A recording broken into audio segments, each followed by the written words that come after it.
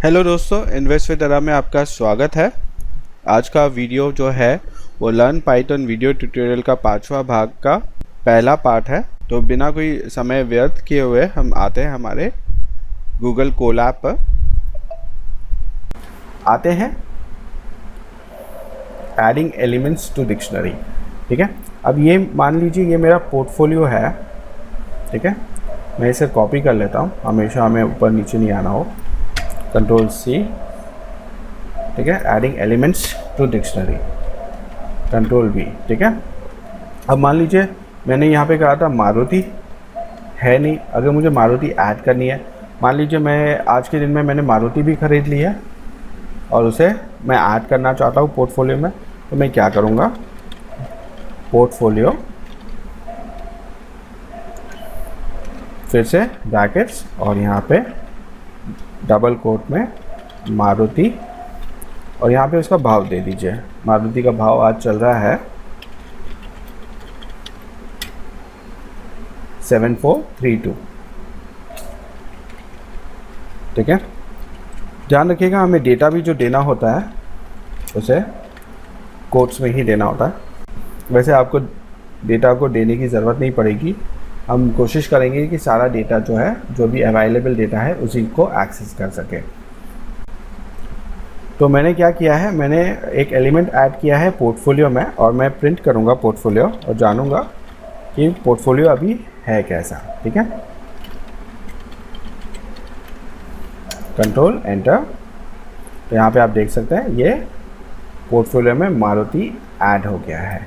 Right, तो ये एक तरीका है। अगर आपको कोई एक ऐसा प्रोग्राम बनाना है जिसमें आपको ये फीड करना है कि हर दिन आपने कौन कौन से स्टॉक लिए, कितने पे लिए, कितने में बेचे, कितना प्रॉफिट हुआ, तो आप ये सारी चीज़ों का इस्तेमाल कर सकते हैं।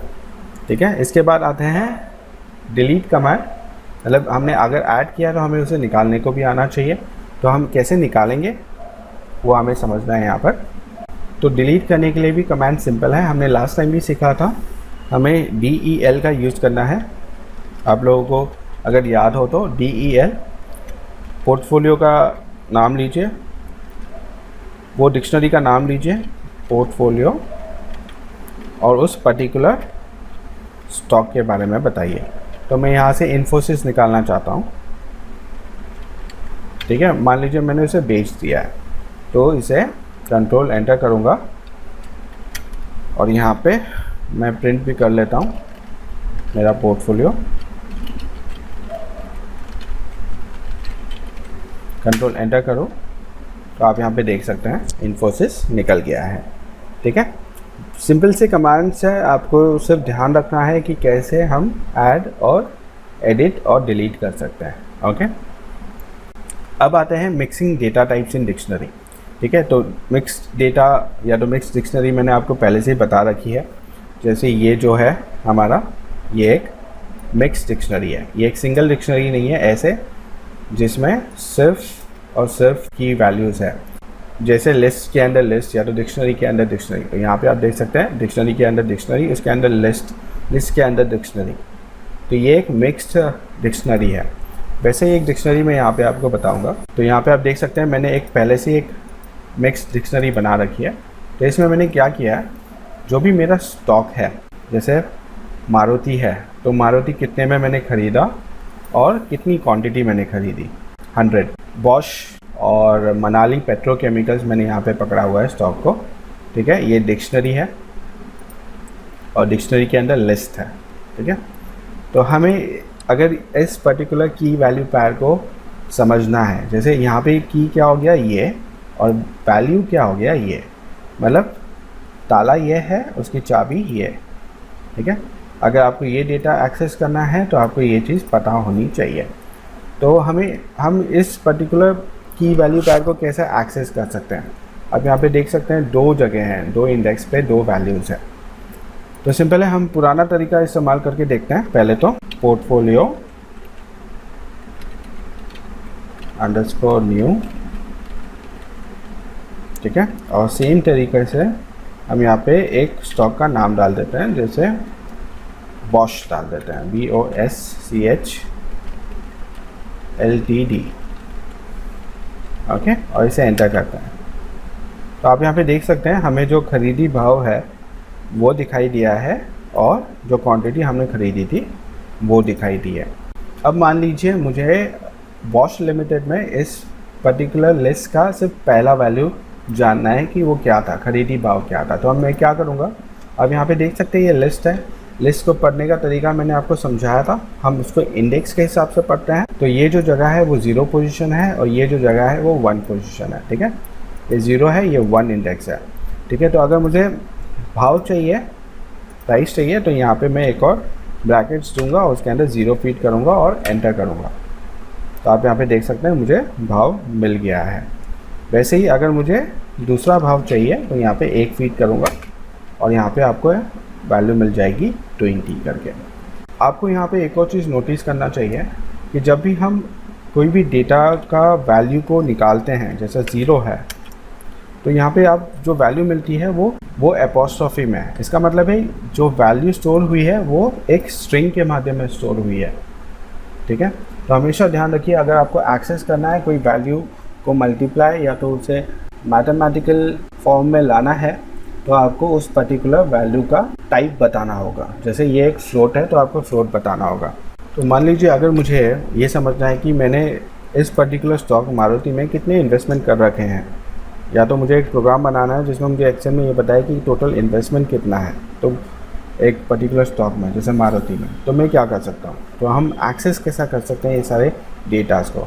मैंने एक सिंपल तरीके से आपको एक्सेस करना तो बता ही दिया है। सेम तरीका है जैसे आप लिस्ट को एक्सेस करते हो वैसे आपको पोर्टफोलियो को भी एक्सेस करना है। लेकिन अगर आपको वैल्यूज यूज़ करना है प्रॉपर तरीके से, एक्सेस क्या होता है जिसमें हम उस वैल्यू का कुछ यूज़ कर सकें। जैसे अगर ये स्ट्रिंग में है तो ये मेरे लिए किसी काम का नहीं है, लेकिन मुझे इसे कन्वर्ट करने को आना चाहिए, तो वो कैसे करें। तो एक्सेस के लिए भी सिंपल है। अगर मुझे ये पता करना है कि मारुति में मेरा इन्वेस्टमेंट कितना है, तो मैं क्या करूँगा, मुझे ये दो वैल्यू जो है इसको मल्टीप्लाई करनी है। ठीक है, 6222.5 rupees into 100 is 6,22,250 rupees, right. तो यहाँ पे अगर मैं इसे एक्सेस करने जाऊँ तो पहले तो मैं एक वेरिएबल डिफाइन करूँगा इन्वेस्टेड करके, और यहाँ पे ये दो वैल्यू मुझे मल्टीप्लाई करनी है। तो मैं क्या करूँगा, पहले तो वैल्यू को लाने की कोशिश करूँगा। ठीक है, तो वैल्यू मेरी कैसी है, डेसिमल में है, तो ये एक फ्लोट है। तो मैं क्या करूँगा, फ्लोट पोर्टफोलियो अंडरस्कोर न्यू, ठीक है, उस डिक्शनरी का नाम, उसमें जो मेरा की है मारुति उसका नाम और कौन सा वैल्यू मुझे चाहिए उस पर्टिकुलर वैल्यू पेयर में। ठीक है, तो यहाँ पे मुझे चाहिए भाव, प्राइस, तो वो जगह है 0। ठीक है, अब इसको मुझे किससे मल्टीप्लाई करना है, मुझे एक और फ्लोट वैल्यू से मल्टीप्लाई करना है। कोशिश कीजिए कि आप इंटीजर ना यूज़ करें।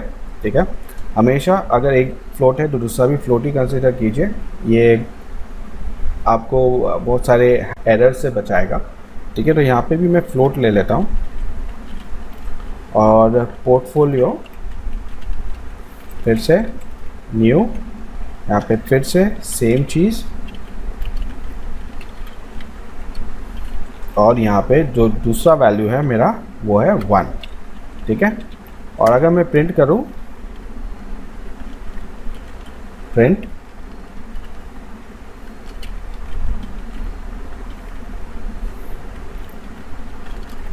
value invested in Maruti is, ठीक है, रुपीज़, यहाँ पे कॉमा करके इन्वेस्टेड करूँ। ओके, तो अगर मैं इसे रन करूँ, ये मुझे एक एरर दे रहा है। क्यों दे रहा है, ये वो कह रहा है कि can't multiply sequence bye non integer of type float. ठीक है, यहाँ पर है फ्लोट पोर्टफोलियो। ओके, यहाँ पे मुझे एक ब्रैकेट क्लोज करना था, कंट्रोल एंटर, इनवैलिड सिंटैक्स, यहाँ पे एक एक्स्ट्रा ब्रैकेट आ गया है, कंट्रोल एंटर। तो आप यहाँ पे देख सकते हैं जो मल्टीप्लाई करके जो वैल्यू आनी थी 6,22,250 की, वो आ गई है। सिमिलर तरीके से अगर मैं जानना चाहूँ कि मैंने बॉश में क्या कर रखा है, तो सिंपल है, Bosch limited, again Bosch limited, ठीक है, और यहाँ पे बॉश, कंट्रोल एंटर। आप यहाँ पे देख सकते हैं 3,04,935 रुपये। आप यहाँ पे देख सकते हैं कोडिंग बहुत बड़ा हो गया है, लेकिन ये कोडिंग बहुत ही आसान है। आपको ये अगर समझ में आ गया है तो आपको इससे देख के डर नहीं लगेगा, या तो इससे देख के ये नहीं लगेगा कि अरे ये है क्या, ठीक है।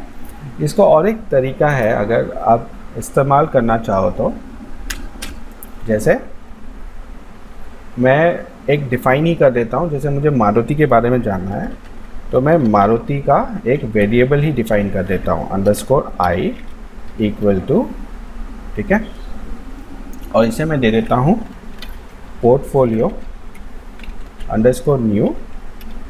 ये एक की दे देता हूँ, कौन सा की देना चाहिए मुझे, मारुति का, ठीक है। और अगर मैं इसे प्रिंट करने जाऊँ,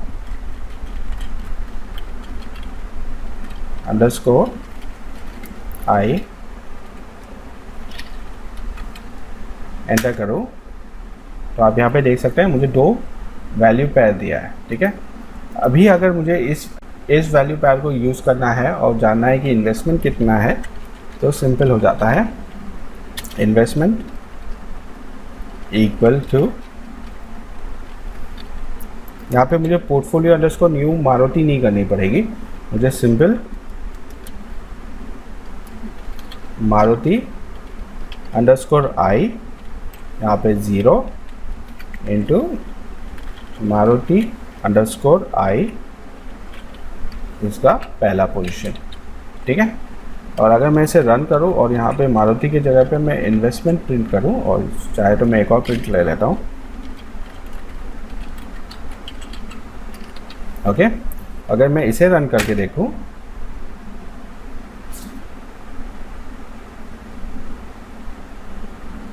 यहाँ पर भी मुझे इसे फ्लोट में डालना होगा,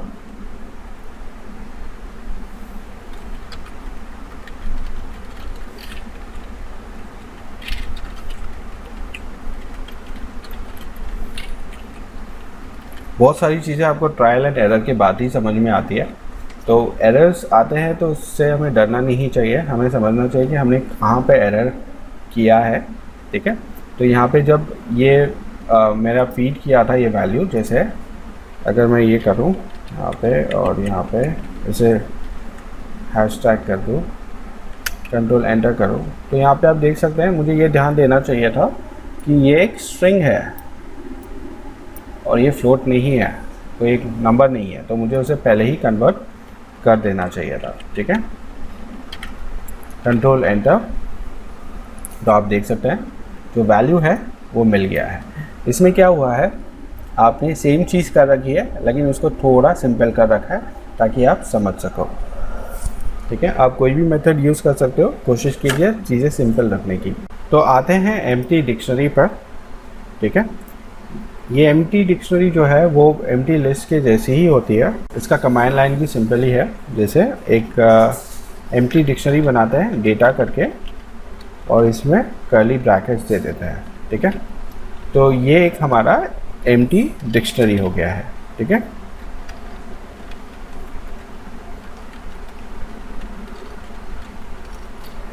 तो अगर हमें इस पर्टिकुलर डेटा डिक्शनरी में हमें चीज़ें ऐड करनी है या तो अपेंड करनी है, तो हमें सेम कमांड लाइन यूज़ करनी पड़ेगी जो हमने ऐड एलिमेंट्स में की थी, ये, ओके। तो सेम अगर मैं पोर्टफोलियो को ही इस पर्टिकुलर डेटा वाली डिक्शनरी में डालना चाहूँ, पोर्टफोलियो _new को, तो मैं क्या करूँगा, ये जो डिक्शनरी है, इसी डिक्शनरी को मैं अगर इस डेटा वाली डिक्शनरी में फीड करना चाहूँ तो क्या करूँगा, तो पहले तो मेरा नया डिक्शनरी का नाम वहाँ पे, और जो की पर मैं उस पर्टिकुलर वैल्यू को स्टोर करना चाहता हूँ, तो यहाँ पे नाम सेम ही रखेंगे, कन्फ्यूजन नहीं होगा, _new, और यहाँ पे उस पर्टिकुलर डिक्शनरी का नाम। ठीक है, तो इस पर्टिकुलर लाइन ऑफ कोड को रन करने से पहला मैं आपको बता दूं, अगर मैं ये डेटा वाली जो एम्प्टी डिक्शनरी को रन करके बताऊं, देखिए अगर मैं इसे प्रिंट करूं,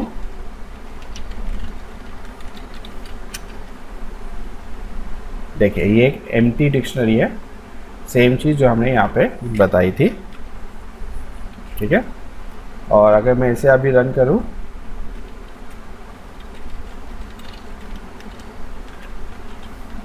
तो आप यहाँ पे देख सकते हैं डेटा अपेंड हो चुका है और हमें जो हमारी एम्प्टी डिक्शनरी थी उस एम्प्टी डिक्शनरी में एक नई डिक्शनरी आ गई है जिसका नाम है पोर्टफोलियो अंडरस्कोर न्यू। ठीक है, आप देख सकते हैं कि पोर्टफोलियो अंडरस्कोर न्यू करके एक नई डिक्शनरी को ऐड किया है हमने।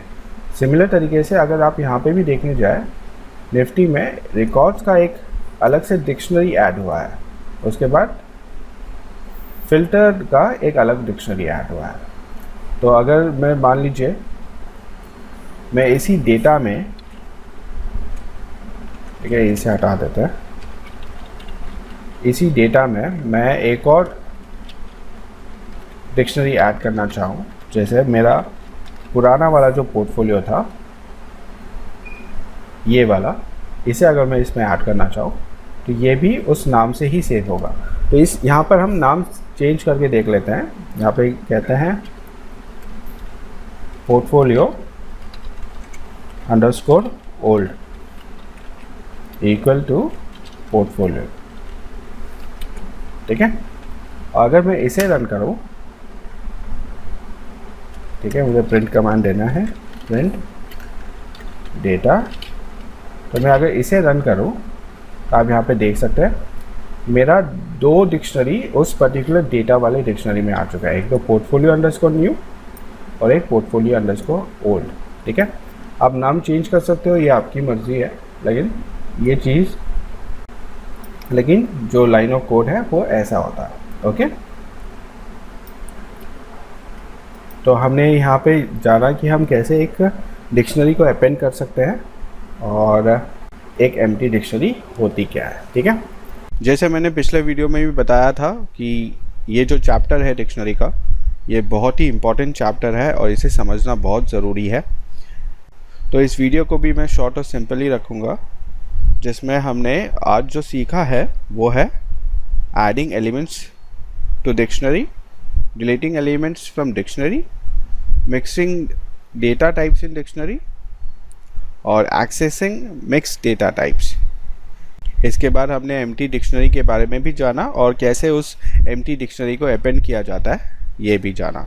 हमारे अगले वीडियो में हम आएंगे कि कैसे हम एक फॉर लूप का इस्तेमाल करके एक डिक्शनरी के वैल्यूज़ को या तो उसके की वैल्यूज़ पैर को एक्सेस कर सकते हैं। आशा करता हूँ कि आपको ये वीडियो पसंद आया होगा। अगर आपको ये वीडियो पसंद आया है तो ज़रूर लाइक, शेयर और सब्सक्राइब कीजिएगा। मेरे वेबसाइट investwithara.com पे आना ना भूलिएगा। यहाँ पर आपको सर्विसेज टैब में ऐसे कई सारे एक्सेल VBA बेस्ड प्रोग्राम मिल जाएंगे जो आपके रोज़ाना ट्रेडिंग में काम आते हैं। इसके अलावा आप अपने कोई भी स्टॉक का फंडामेंटल रेशियो एनालिसिस कर सकते हो। यहाँ पे आप आ सकते हो FRA पे और ये जान सकते हो कि अगर आप सोच रहे हो कि कोई नया इन्वेस्टमेंट किया जाए और आपके मन में कोई एक कंपनी है तो आप उसका फंडामेंटल रेशियो एनालिसिस करके जान सकते हैं कि क्या उस कंपनी में इस समय पर निवेश करके चला जा सकता है या नहीं। आप लोगों का कोई कमेंट या सुझाव हो तो ज़रूर मुझे कमेंट सेक्शन में बताइएगा, या तो आप investwithara@gmail.com पर भी मुझे मेल कर सकते हैं। Thank you.